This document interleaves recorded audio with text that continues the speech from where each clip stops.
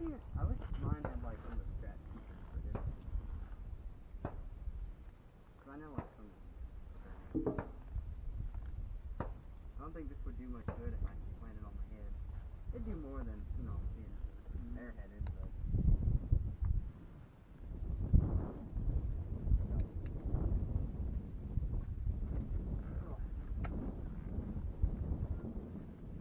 It's still leaking gas.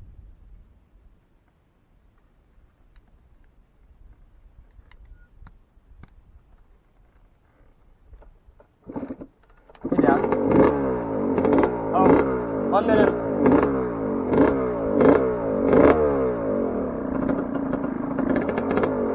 Thank you.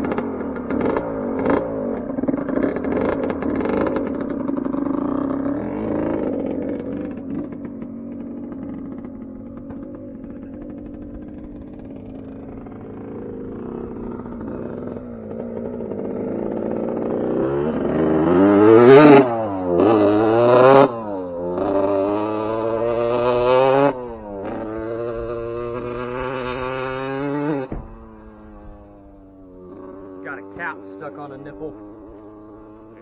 Yeah.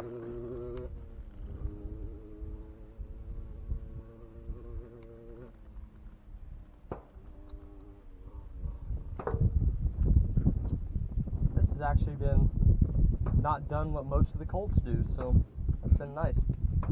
Right. Well, I suppose as those nipples, the older they get, they probably tend to swell, and that'll cause them to start sticking worse. Yeah, what it does is as the hammer hits them, it flattens the face of them out and widens them at the face, and that's what does it. But I mean, these nipples are fine for now. I don't need to replace them yet. No.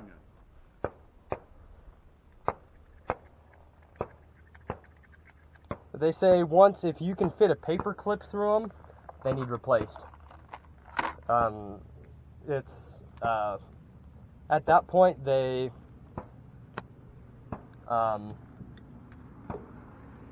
let so much gas back out through them that it starts lifting the hammer off, and then it really starts to drop caps. And a lot of your aftermarket nipples, they have even smaller holes cut into them, to just because the stock ones have pretty big holes to begin with. They just have even smaller holes to just make sure that it's not gonna drop caps.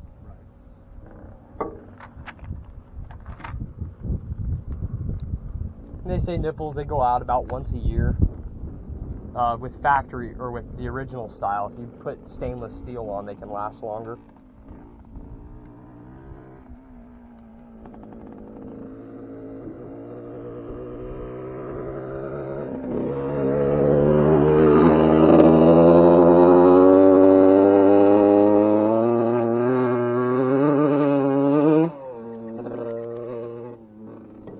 If those slick shot nipples weren't $50 a box, I'd put them on, but $50 for nipples. If I just get stainless steel, I can get them for about $30. Yeah. Well, you better just hang on to as much of your money as you can. Yeah. Insurance is going to be a pain.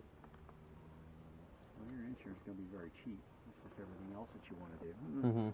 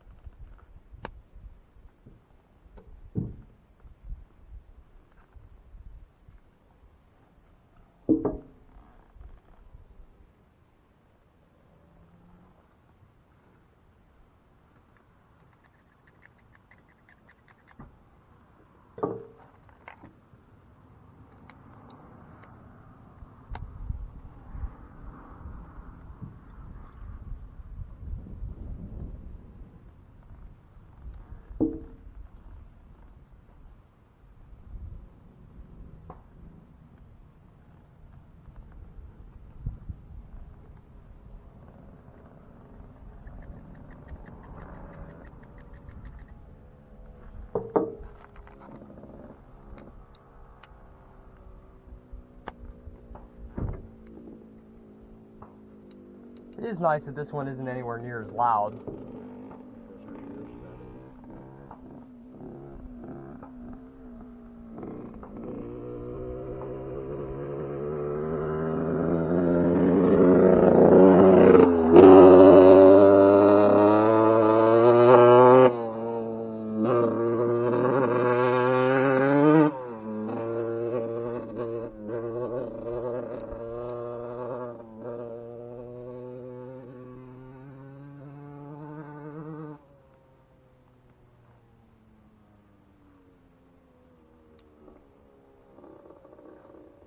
I was reading somebody had one of these guns. They were loading 21 grains of 777. That's how you blow it up. Yeah. Sounds like it. I don't even know if I'd want to run 21 grains of Pyrodex out of it. Mm-hmm. I mean, I know it can be done. I know there's people that do load 21 grains, but 777 is... I mean, it'd be fun to see how well it works, and I know you can get a whole ton of velocity out of it, but... Yeah. I think 36s with 18 grains of 777 can get like almost 1,000 feet per second. I know from what I've read, with how I'm loading it, I'm only getting like 800. Which isn't fast, but yeah. You know, I have a pellet gun that shoots faster than that, but this just has. It's got a lot more fun. I think with the 44s, you can get about 1,000 on average with just light loads. Yeah. The Dragoons and Walkers, you can get 1,400 though. You can actually use them as a deer gun. But why would you want to? Exactly.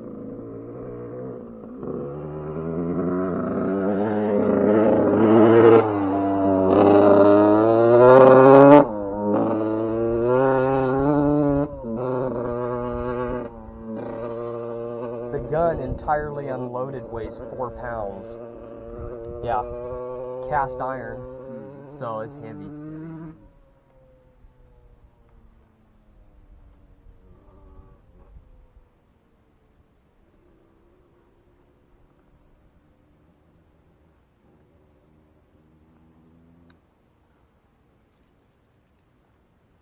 .36s were the gun. Was it? Back in the day. Until the 44 came out, then people started to go towards the 44, but the 36s were the thing because they didn't have the metallurgy to make a 44 light enough to carry on your hip. Yeah. That's when the 1860 Army came out. That was the first 44 caliber handgun to be light enough to be considered a belt gun. But almost any part on this will go right onto an 1860. The barrel will even fit on. It's not supposed to, but it will.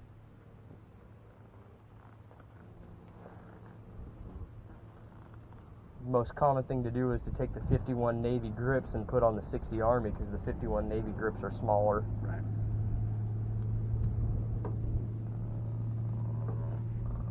Uses the same 3 screws to hold it on.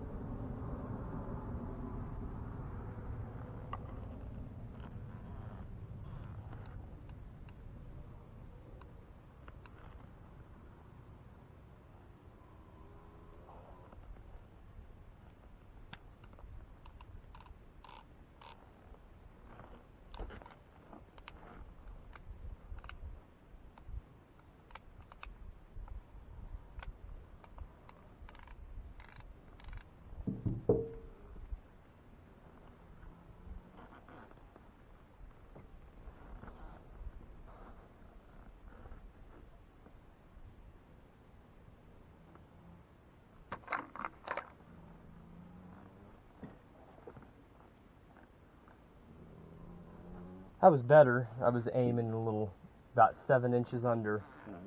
And then the left and right is almost negligible. It has a little bit of movement, but not a whole lot. Yeah.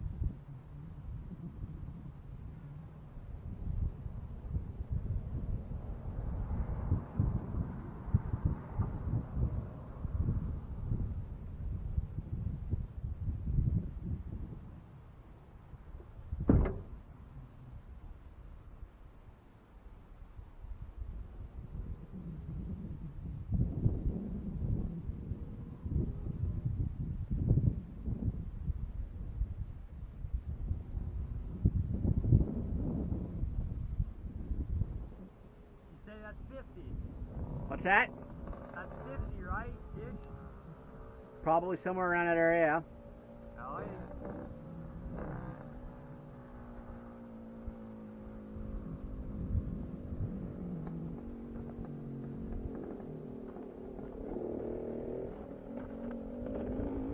Probably need to step it up so we can get home. Oh, yep, this will be the last cylinder.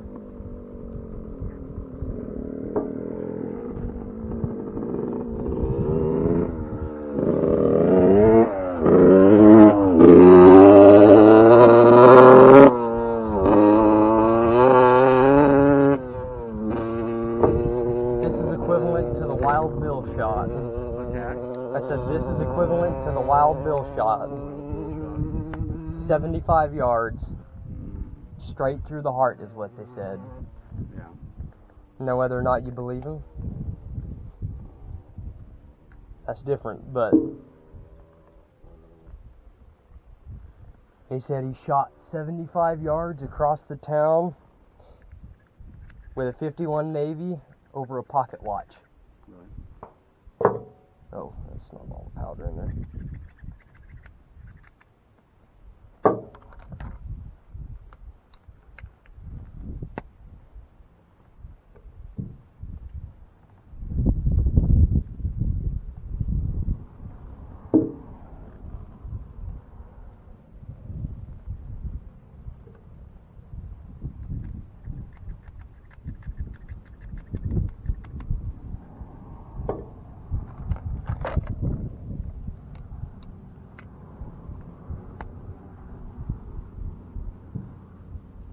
They make tools that are made out of aluminum, and they're hollow-ish on one end, and they fit over top of your ramrod to make them easier to load. Mm-hmm. Oh, it doesn't look like that's very hard. Oh, it's not. They make it really for the 44s because they're so much harder to load. But if you buy an 1860 Army, it doesn't use just a pivot point. It's got a whole rack and pinion in it to load it. So it just pushes right in.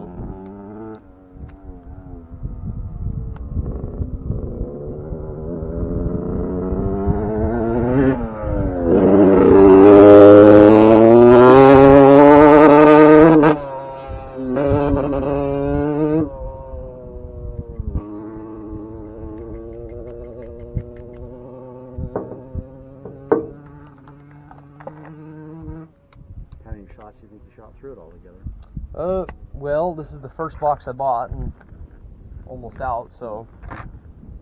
And I know with the lead, I don't ever drop those. I always pay good attention on that. I've got to take my 44 out sometime because I made some really nice paper cartridges, like professional quality. Like, I mean, we aren't talking like the redneck twisted ends. No, these have flat pressed bottoms. They're all uniform sized. They're glued together good. You know, they are as true to what you would find as you could get. They're solid. They're a lot harder to make. They take about a minute a piece because you take them and you got to press them. Right. Perfectly round, 3/8 of an inch wide. I mean, beautiful cartridges. The only thing I didn't do was lubricate them, and you don't really need to lubricate those. If you want to do it right, you can add some pearls of beeswax in it, but that's a lot more work. So, I'm using this lube now, apparently. Once that stuff thins out, it works great, but whenever it's still room temperature, you can't hardly get it out of the jar.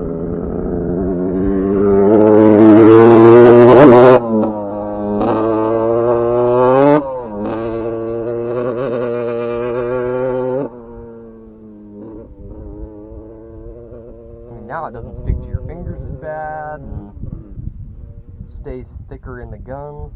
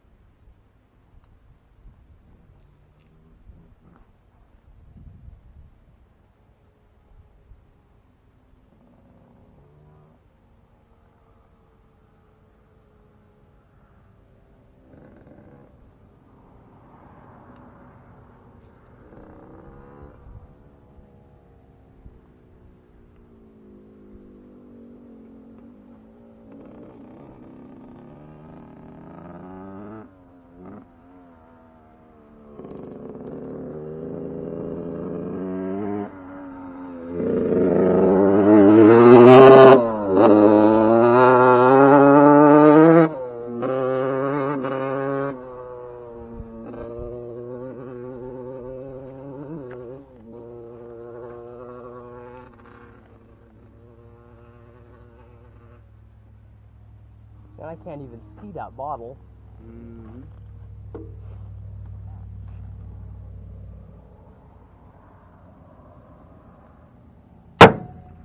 Way to your left and low. Left and low? I might have jerked it.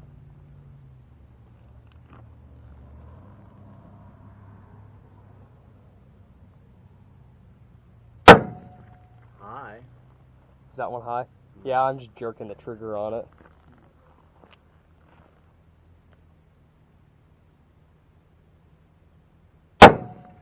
That was about in line with it. Looks like it might actually maybe even hit the can.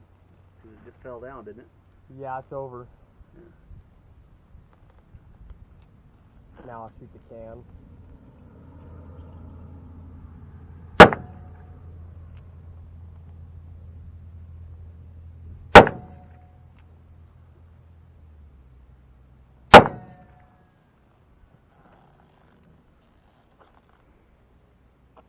And every time I shot that, it was 7 inches low. Was it? I couldn't even see the can in my sight. All I could see was dirt.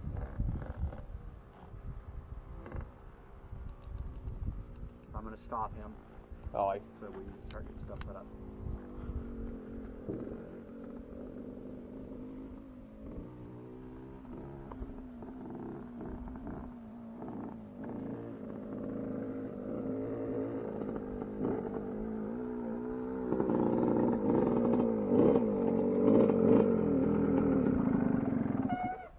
We gotta get loaded up and go. What? We gotta get loaded up and go. I know.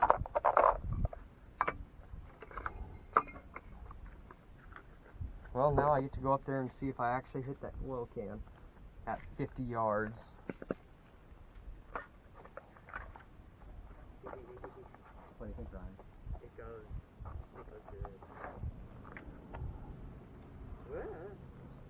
Okay, here we go. I know I hit the can the last 3 shots. And stuff off, get switched out so we can get loaded up. I hurt my legs so bad though. How did you do that? I was just about to fall and had to throw it down real quick. Front tire started pushing in the sand hard enough that it was gonna go over, and when I say over, I mean like here? Yeah. Probably more. And I realized this a little too late. I threw my leg down and got on it to try to straighten it back out, and it drug my leg, and so now my knee can't bend on its own. So that's nice. Probably need to roll past them And then go back. and get it over closer and then kind of go back. I'm gonna turn it around. That seems a little easier to me. Or not easier, but easier to get it lined up.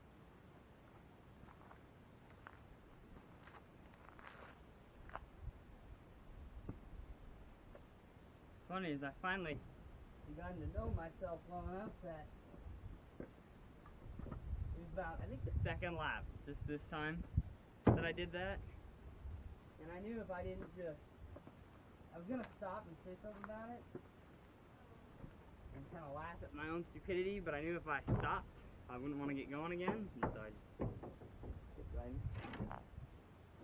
I hit the board I had propping it up. Did you? That's why it went over. Still didn't hit the can though.